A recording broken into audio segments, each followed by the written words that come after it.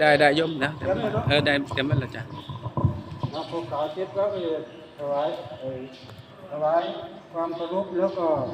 เปิดเพลงสรรเสริญพระบารมี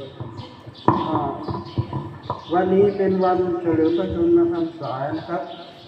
สมเด็จพระราชินี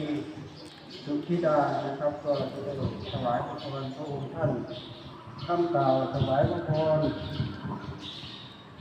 ขอพระราชทานกราบพระองค์ทูลพระกรุณาทรงทราบฝ่าละอองธุลีพระบาทเนื่องในโอกาสวันเฉลิมพระชนมพรรษาสมเด็จพระนางเจ้าสุธิดาพัชรสุธาพิมลรัตน์พระบรมราชินีวันที่3 มิถุนายน 2569 ข้าพระพุทธเจ้าในนามตัวแทนคณะสงฆ์ชาววัดหนองปานพระสงฆ์นิกรทุกหมู่เหล่าขอพระราชทานถวายพระพรชัยมงคล